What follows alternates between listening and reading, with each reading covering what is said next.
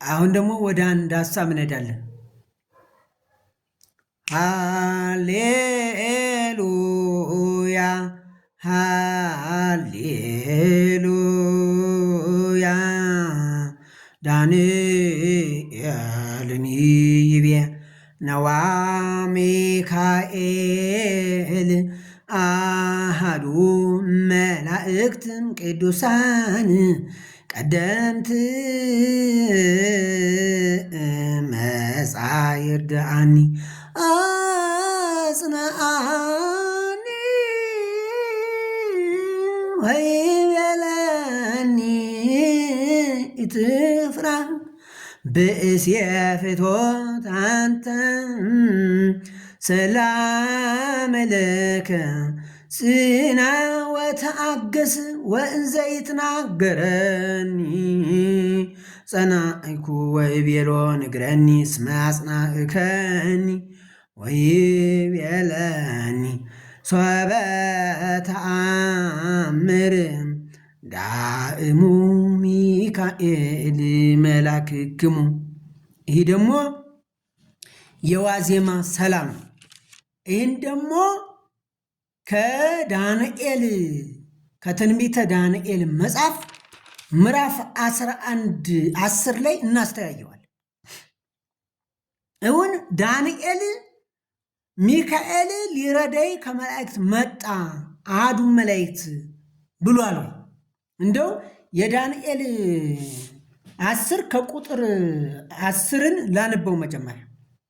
እነሆ አንዲት እጅ ዳሰሰችኝ፣ በጉልበቴ በጀም አቆመችኝ። እርሱም እጅግ የተወደድክ ሰው ዳንኤል ሆይ እኔ ዛሬ ወደ አንተ ተልኬአለሁና የምነግርህን ቃል አስተውል፣ ቀጥ ብለህም ቁም አለኝ። ይህንም ቃል ባለኝ ጊዜ እየተንቀጠቀጥሁ ቆምሁ። እርሱም እንዲህ አለኝ፣ ዳንኤል ሆይ አትፍራ፣ ልብህ ያስተውል ዘንድ ሰውነትም በአምላክህ ፊት ይዋረድ ዘንድ ካደረክበት ከመጀመሪያው ቀን ጀምሮ ቃልህ ተሰምቷል።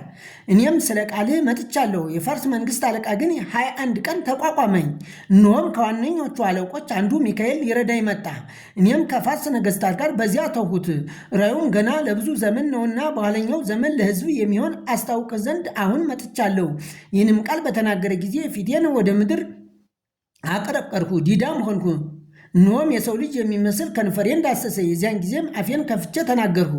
በፊቴም ቁሞ የነበረው ጌታዬ ሆይ ከራእዩ የተነሳ ሕመሜ መጣብኝ፣ ኃይልም አጣሁ። ይህ የጌታዬ ባሪያ ከዚህ ከጌታዬ ጋር ይናገር ዘንድ እንዴት ይችላል? አሁንም ኃይል አጣሁ፣ እስትንፋስም አልቀረለኝም አልሁ። ደግሞም ሰው የሚመስል ዳሰሰ፣ አበረታኝም። እርሱም እጅግ የተወደድክ። ከዚህ ወዲያ ነው እንግዲህ የዚህ ኢትፍራ ወይቤለኒ ኢትፍራ ብእስየ ፍትወት አንተ ጽና ወተአገስ የሚለው ሀሳብ እዚህ ጋር ነው የሚመጣው። እንግዲህ 10 ከቁጥር 20 ማለት ነው። ምን ይላል? ደግሞ ሰው ይመስል ዳሰሰ፣ አበረታ። እርሱም እጅግ የተወደድክ ሰው ሆይ አትፍራ፣ ሰላም ላንተ ይሁን፣ በርታ፣ ጽና አለኝ። በተናገረኝም ጊዜ በረታውና አበርትተኛል። ጌታዬ ይናገር አልሁ። እርሱም እንዲህ አለኝ ብሎ እዚህ ሄደ። አሁን ግን ይህንን ያለው ሚካኤል ነው ወይ ነው? አሁን ይህን ትንቢተ ዳንኤልን አንድ ባንድ ልናይ ነው። ትንቢተ ዳንኤልን ከምዕራፍ 8 አንስተን አንድ ሀሳብ እንከተላለን። የሚለው አሁን ዳንኤል ዳንኤልን ይቤ ዳንኤልም አለ ነዋ ሚካኤል፣ እነሆ ሚካኤል አሐዱ መላእክት ከመላእክት አንዱ ቅዱሳን ቀደምት ከቅዱሳንም የመጀመሪያው መጻይር ዳኒ ሊረዳይ መጣ ነው የሚለው። ሚካኤል ነው ወይ ነው የኔ ጥያቄ። መጽሐፉም እሱን ነው የሚጠይቀው። እሺ መጀመሪያ ዳንኤል 8:15 እናንብስ። እንዲህ ይላል፣ ዳንኤል አንድ የሚተዋወቀው ሰው አለ። እሱ ማን ነው? እስኪ እሱን እንይ መጀመሪያ። እኔም ዳንኤል ራእዩን ባየው ጊዜ እንግዲህ ዳንኤል እዚህ ላይ ምዕራፍ 8 ላይ ስታዩ አንድ አውራ በግና አንድ ሌላ አውራ ፍየል ነው የሚያየው። እነርሱ እርስ በርሳቸው እንትን ሲሉ ነው የሚያየው። ስለዚህ እሱን ራእይ ነው አሁን ሊነግረን የፈለገ። እኔም ዳንኤል ራእዩን ባየው ጊዜ ማስተዋሉን ፈለግኩ፣ እነሆም የሰው ምስያ በፊቴ ቁሞ ነበረ። በኡባልም ወንዝ መካከል ገብርኤል ሆይ፣ ልብ በሉ፣ ገብርኤል ሆይ ራእዩን ለዚህ ሰው አስታውቀው ብሎ የሚጮኸውን የሰውን ድምፅ ሰማሁ ይላል። አሁን የዚህን ራእይ እንዲገልጥለት የተነገረውን መልአክ ማን ነው? ገብርኤል ነው። የሆነ ድምፅ ነው። ገብርኤል ሆይ ራእዩን ለዚህ ሰው ለማን? ለዳንኤል አስታውቀው ብሎ የሚጮኸውን የሰውን ድምፅ ሰማሁ ይላል። ማን? ዳንኤል ነው እንዲያሚል። እሺ ይህን ሀሳብ ይዘን አሁን የምንቀጥል ቁጥር 9 ላይ እንል። ምዕራፍ 9 እንግዲህ እዚህ ላይ ደግሞ ዳንኤል ሱባዔ ይገባል። ማቅ ለብሼ በአመድም ላይ ሁኜ ስጾም እጸልይና እለምን ዘንድ ፊቴን ወደ ጌታ ወደ አምላክ አቀናሁ። ወደ አምላኬም ወደ እግዚአብሔር ጸለይሁ። ተናዝዤም እንዲህ አልሁ፣ ጌታዬ ሆይ ከሚወድዱህና ትእዛዝን ከሚፈጽሙ ጋር ቃል ኪዳንና ምሕረትን የምትጠብቅ ታላቅና የምታስፈራ አምላክ ሆይ ኃጢአትን ሰርተናል፣ በድለናል፣ ክፋትንም አድርገናል፣ አምፀንማል፣ ትእዛዝን ከፍርድህም ፈቀቅ ብለናል እያለ ዳንኤል ስለ እስራኤልን ሕዝብ ወክሎ እየተናዘዘ ነው። ይህን እያለ መጥቶ ቁጥር 20 ላይ ስንደርስ እኔም ገና ስናገር ይላል ዳንኤል ነው፣ ስጸልይና በኃጢአቴና በሕዝቤም በእስራኤል ኃጢአት ስናዘዝ በአምላኬም በእግዚአብሔር ፊት ስለተቀደሰው ስለ አምላኬ ተራራ ስለምን ገናም በጸሎት ስናገር አስቀድሜ በራእይ ምዕራፍ 8 ላይ ያየው ምዕራፍ 8 ከቁጥር 15 ላይ ያየው አስቀድሜ በራእይ አይቸው የነበረው ሰው ገብርኤል እንሆ እየበረረ መጣ ይላል። ማን? ገብርኤል። ልብ በሉ፣ ዳንኤልና ገብርኤል በጣም ይተዋወቃሉ። እዚያ ላይ ራእዩን ንገረው ተብሎ ዳንኤል ሲነግረው እናያለን። እዚህ ጋር ደግሞ ማቅ ለብሼ በአመድ ሁኜ ስጸልይ ስናዘዝ በእስራኤል ኃጢአት ስናዘዝ በአምላኬም በእግዚአብሔር ፊት ስለተቀደሰው ስለ አምላኬ ተራራ ስለምን ገናም በጸሎት ስናገር አስቀድሜ ቅድም ምዕራፍ 8 ላይ ያየሁት አይቸው የነበረው ሰው ገብርኤል እንሆ እየበረረ መጣ ይልና ምን ይላል? በማታም መስዋዕት ጊዜ ዳሰሰ፣ አስተማሪ፣ ተናገረ፣ እንዲህም አለ፣ ዳንኤል ሆይ ጥበብና ማስተዋልን እሰጥ ዘንድ አሁን መጥቻለሁ። መጀመሪያ ላይ ትእዛዝ ወጥቷል፣ እኔም እነግርህ ዘንድ መጥቻለሁ። አሁንም ነገሩን መርምር፣ ራእዩንም አስተውል ይለዋል። ገብርኤል ነው እንጂ የሚለው። ከዚያም በኋላ አሁን ምዕራፍ 10 ልንገባ ነው። ምዕራፍ 10 ዳንኤል አንድ ነገር ሊነግረን ነው። በፋርስ ንጉሥ በቂሮስ በ3ኛው ዓመት ብልጣሶር ለተባለው ለዳንኤል ነገር ተገለጠለት። ነገሩም እውነት ነበረ። ቅርታ እውነት ነበረ። እርሱም ታላቅ ጦርነት ነው። ነገሩንም አስተዋለ። በራእዩም ውስጥ ማስተዋል ተሰጠው። ምክንያቱም ከላይ ገብርኤል ምን ብሎታል? ነግሮታል ይልና በዚያ ወራት እኔ ዳንኤል 3 ሳምንት ሙሉ ሳዝን ነበር። ምክንያቱም ቅድም ማቅ ለብሼ በአመድ ላይ ሁኜ ስጾም ስጸልይ ብሎ የእስራኤልን ሐሳብ ሲናዘዝበት የነበረው ወዲያው ያን እየተናገረ እየተናዘዘ ሳለ ማን መጣ ይላል? ገብርኤል መጣ ይላል። ገብርኤል መጥቶም ይህም ታላቅ ጦርነት ነው ምናምን ብሎ እየነገረው አሁን እየወረደ ነው። 3 ሳምንት ሙሉ ሳዝን ነበሩ። ማለፊያ እንጀራም አልበላሁም፣ ስጋና ጠጅም ባፌ አልገባም። 3 ሳምንትም እስኪፈጸም ድረስ ዘይት አልተቀባሁም። ከመጀመሪያው ወር በ24ኛው ቀን ጤግሮስ በተባለው በታላቁ ወንዝ አጠገብ ሳለሁ ዓይኔን አነሳሁ፣ እነሆም በፍታ የለበሰው ጥሩ የያፌዝ ወርቅ በወገቡ ላይ የታጠቀውን ሰው አየሁ። ይህ ገብርኤል አይደለም፣ ሌላ ነው። አካሉም እንደ ቢሬሌ ይመስል ነበረ። ፊቱም እንደ መብረቅ ምስያ ነበረ። ዓይኖቹም እንደሚንበለበል ፋና፣ ክንዶቹ እግሮቹ እንደ ጋለ ናስ። የቃሉም ድምፅ ትንቢተ ሕዝቅኤል ከራዕየ ዮሐንስ ጋር ማነጻጸር ይቻላል። ይህ ክርስቶስ ራዕየ ዮሐንስ ላይ ክርስቶስ የተገለጠበት ነው። እነ ሕዝቅኤል እነ ኢሳይያስ ላይ ግን እግዚአብሔር በዚህ ሁኔታ ነው የተገለጠው። መልአክ እንዲሆኑ አይገለጥም።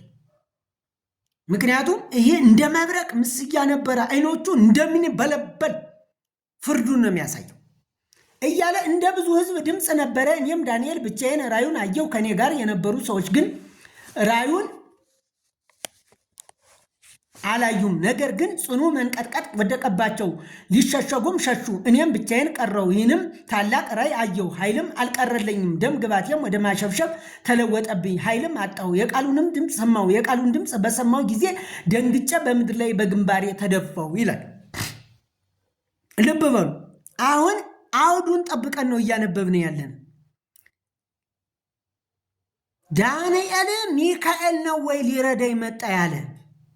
አሁን እዚህ ጋር ሚካኤል ዳንኤልን ሊረዳው መጥቷል ነው? ሚካኤል ሌላ ሰው ነው የረዳ? ወይም ዳንኤልን ሊረዳይ ለመጣ ሰው ነው ሚካኤል ሲረዳ የሚታይ? እሱን እንጂ መጽሐፉ ራሱን ምዕራፍ 10ን ከቁጥር 10 ጀምረን በትክክል ደጋግመን ብናነበው ሀሳቡ ቁልጭ ነው። የእኛ ሀገር ደራሲዎች ግን ምንድነው ያሉን? ዳንኤልን ይቤ ነዋ ሚካኤል አሐዱ መላእክት፣ ከመላእክት አንዱ ሊረዳይ መጣ። ማን? ዳንኤል አለ ነው የሚለው። ውሸት። እንየው። እነሆ አንዲት እጅ ዳሰሰችኝ፣ በጉልበቴም በእጄም አቆመችኝ። እርሱም እጅግ የተወደድ ሰው ዳንኤል ሆይ። ይህ እንግዲህ በእጄ አቆመችኝ ምናምን የሚለው እጅግ የተወደድ ሰው ዳንኤል ሆይ እኔ ዛሬ ወደ አንተ ምን ብዬ ተልኬያለሁና። ማን ነው ተልኬያለሁ የሚል? እግዚአብሔር መቼም ተልኬ መጣሁ አይደል? ይሄ አንድ መልአክ ነው። ማን ነው ከሆነ ገብርኤል ነው እኔ ልል የምችለው። ምክንያቱም ይሄ ቅዱስ አይቸው የነበረ ሰው ገብርኤል እንሆ እየበረረ መጣ ይላል።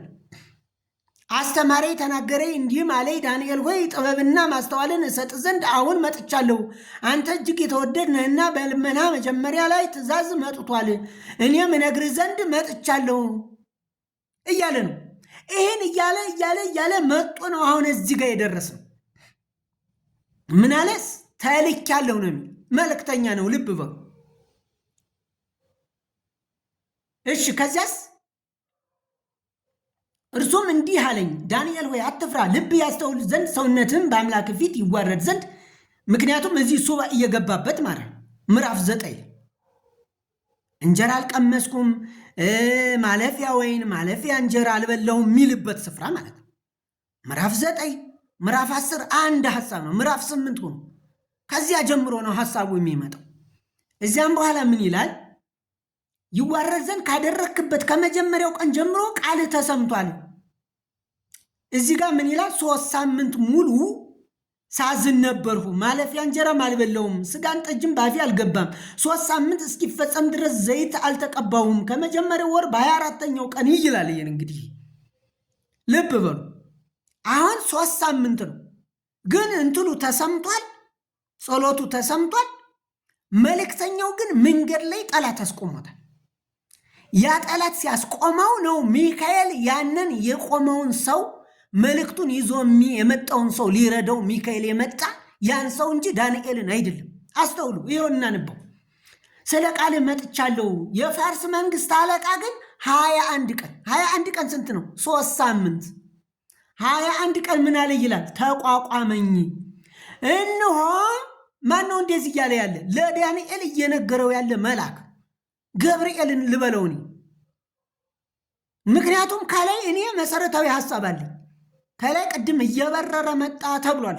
ቁጥር ምዕራፍ 9 ላይ ያን እየነገረው ነበር። ይህን ልነግርህ መጥቻለሁ፣ አሁንም ተልኬያለሁ። ቃሉ ግን ገና ልክ አንተ ራስህን በአምላክ ፊት ባዋረድክ ጊዜ ነው የተሰማልህ። ግን እኔ ስመጣ መንገድ ላይ 21 ቀን የግሪክ መንግስት አለቃ ማን ነው? ሰይጣን። የግሪክ መንግስት ሲመራው የነበረ የዚህ አምላክ የዚህ ዓለም አምላክ የሚባለው ማን ነው? ዲያብሎስ። እሱ ተቋቋመኝ ይላል። ግን ምን ይላል? እንሆም ይላል ከዋነኞቹ አለቆች አንዱ ሚካኤል ምን ይረዳኝ መጣ። ያ ሰው ነው እያወራ ያለ፣ ዳንኤል አይለም። እዚያ ወዲያ እኔም በዚያ ተውኩት። ማንን? ሚካኤልን። እዚያው እየተከላከለለት ነው ሚካኤል። ዳንኤል ግን ሚካኤልን በዚያው ትቶ፣ ገብርኤል ግን ዳንኤልን እዚያው ትቶ መጣ። ለማን ሊናገር? ለዳንኤል። ዳንኤል 3 ሳምንት ቁጭ ብሎ እየጠበቀ ነው፣ ጸሎት ያልተሰማም ብሎ።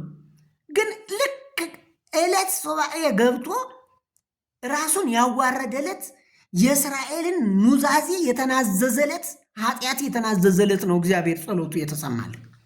የዛን ቀን ተሰምቷል። ግን 21 ቀን ይኸው ምዕራፍ 10 ከቁጥር 3 ላይ 3 ሳምንት ነው የሚለው ዳንኤል ራሱ ተናግረ ይህን 3 ሳምንት ተቋቋመኝ።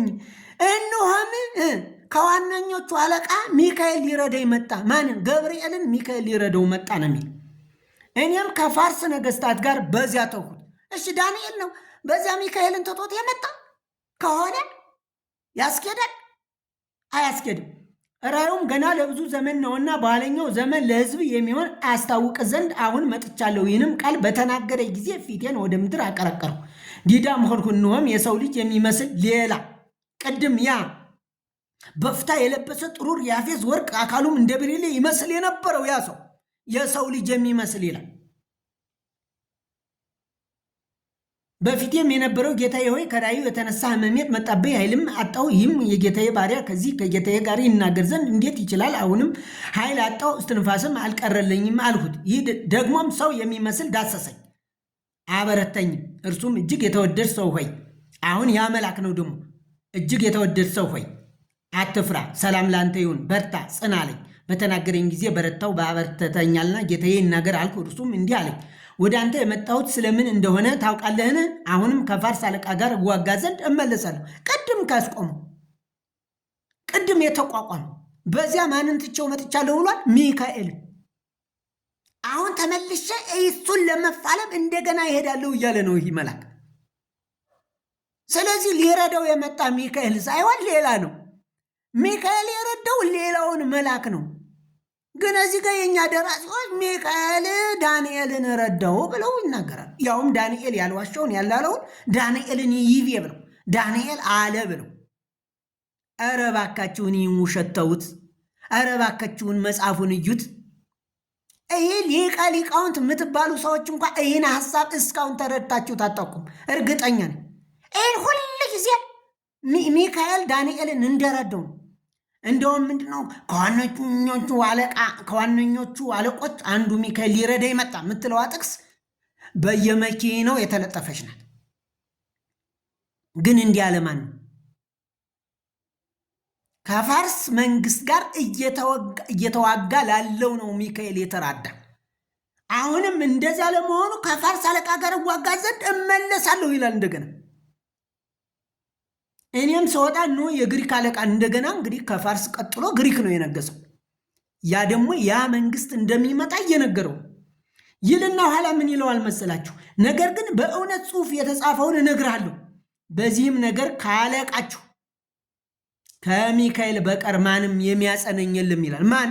እርሱ ያ መልአክ አለቃችሁ። የማን አለቃ ነው? ሚካኤል፣ የእስራኤል። ምዕራፍ 12 ላይ ሂዱ። በዚያም ዘመን ስለ ሕዝብ ልጆች የሚቆመው ታላቁ አለቃ ሚካኤል ይነሳል ይላል። እስራኤል የእስራኤልን ሕዝብ በመጨረሻው ዘመን ለእስራኤል ሕዝብ ሚካኤል ይቆማል ይላል። ስለዚህ ካለቃችሁ ከሚካኤል የሚልበት ምክንያት ማንን ነው? እንዲያሚለው ዳንኤልን ነው። ከሱ ውጭ የሚያጸነኝ የለም ይለዋል። ማን ነው? ያ መልአክ ነው ለዳንኤል እንዲያለው ያለ። እኛ ግን ይህ ንግግር ለዳንኤል እንደተናገረው አድርገን እስከ መቼ ነው ይህን እየተናገርን የምንሆነው? ይህን እውነት ብለን ለትውልድ እንዴት ነው የምናስተላልፈው? አሁንም ሌላ የሚማሩ ደቀ መዛሙርትን እኮ ይህን እየመለስን ዳንኤልን ይቤ እያልን አሁንም እንጮኋለን። አንዴ በዜማ አንዴ በዝማ ነው። ኧረ እባካችሁን ወገን አስተውሉ። ኧረ ሊቃውንት፣ ኧረ እነ ሊቀ ሊቃውንት እባካችሁን አስተካክሉ። ቅዱሳን አበው ጳጳሳት፣ ሲኖዶሳችሁ እንዲህ ሁሌ ስለ ገንዘብ ስለሆነ ነገር ማውራት ነው። የእግዚአብሔርን ቃል ማስተካከል አይደለም። ቅዱሳን ሐዋርያት እኮ ስራቸው የነበረ የእግዚአብሔርን ቃል ማስተካከል ነው የነበረ። እነዚያን ሰባቱን ዲያቆናት ሲሾሙ እኛ ለቃሉ እና ለማስተማር እንተጋለን ነው ያሉት። አሁን የኛ ሊቃውንት ግን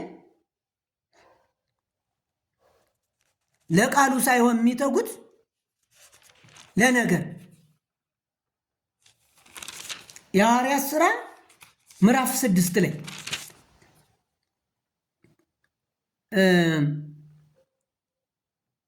ምንድን ነው የሚለው? ወንድሞች 12ቱም ደቀ መዛሙርት 6:2 ላይ 12ቱም ደቀ መዛሙርት ሁሉን ጠርተው እንዲህ አሏቸው፣ የእግዚአብሔርን ቃል ትተን ማዕድን እናገለግል ዘንድ የሚገባ ነገር አይደለም። የእግዚአብሔርን ቃል ትተን ማዕድ አገልጋይ ነው አሁን ያለው። ስለሚበላው ነው፣ ስለ ገንዘብ ነው። እነዚህን 7 ሰዎች ከእናንተ ምረጡ፣ ለዚህም ጉዳይ እንሶማቸዋለን። እኛ ግን ለጸሎትና ቃሉን ለማገልገል እንተጋለን። የሐዋርያት እንደዚህ ነበር ሲያስጠብቁ የነበር።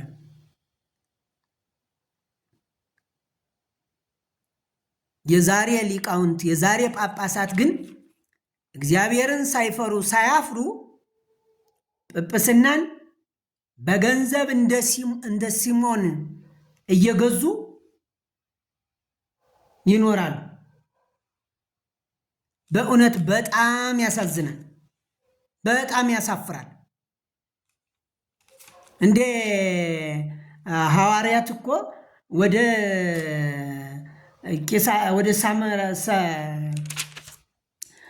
ሳምራውያን መንደር በሄዱ ጊዜ ሊያጠምቁ በሄደ ጊዜ ሲሞን የሚባል ሰው እንዲህ ይላል፣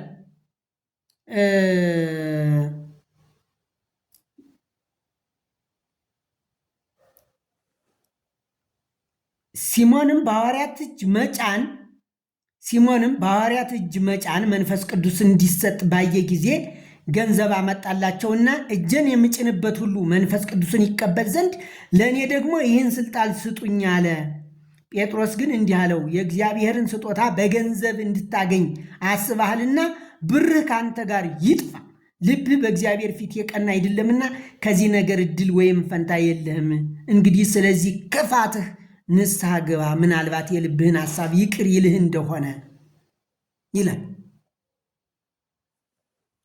እባካችሁን ቤተ ክርስቲያን ለማገልገል ጉቦ ከፍላችሁ የምትገቡ የእግዚአብሔርን ጸጋ፣ ሹመት፣ ጵጵስና፣ ልቅና ፈልጋችሁ ገንዘብ የምትከፍሉ ሰዎች እባካችሁን፣ እኔና እናንተ ለቃሉ ነው የተጠራን። እኛ የምድር ጨዎች ነን፣ የዓለም ብርሃን ተብለናል። ይህ ምድር ማጣፈጥ ነው ያለብን።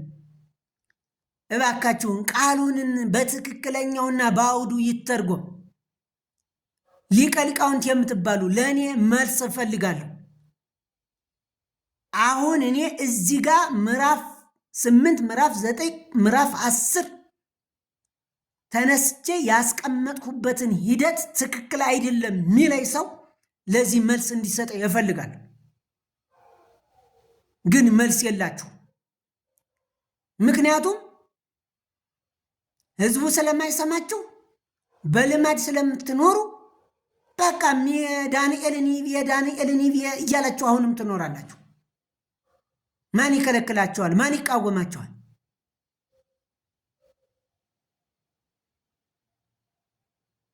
ስለዚህ ባካችሁን በተለይ ያቋቋም መምህራን ይህን ቃል አስተካክሉ፣ ከቃሉ ጋር አስተያዩ።